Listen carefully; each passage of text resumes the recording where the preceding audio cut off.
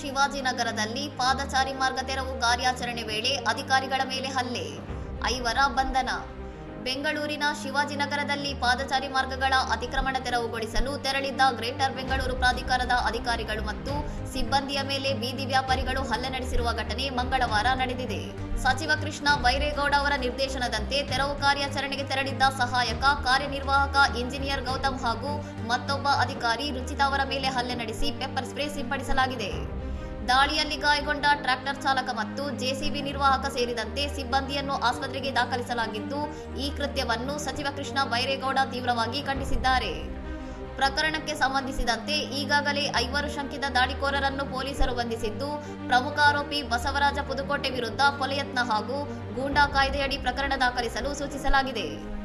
ಕೃತ್ಯವನ್ನು ಖಂಡಿಸಿ ಜಿಬಿಎ ನೌಕರರ ಸಂಘದ ಅಧ್ಯಕ್ಷ ಅಮೃತರಾಜ್ ನೇತೃತ್ವದಲ್ಲಿ ಕಮರ್ಷಿಯಲ್ ಸ್ಟ್ರೀಟ್ ಪೊಲೀಸ್ ಠಾಣೆಯ ಮುಂದೆ ಬೃಹತ್ ಪ್ರತಿಭಟನೆ ನಡೆಸಿ ಎಲ್ಲಾ ಆರೋಪಿಗಳನ್ನು ತಕ್ಷಣ ಬಂಧಿಸುವಂತೆ ಆಗ್ರಹಿಸಲಾಗಿದೆ.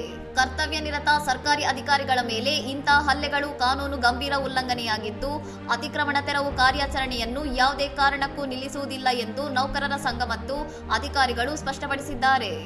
ಇನ್ನಷ್ಟು ಸುದ್ದಿಗಳಿಗಾಗಿ ನೋಡ್ತಾ ಇರಿ ಸೌರಂ ಟಿವಿ.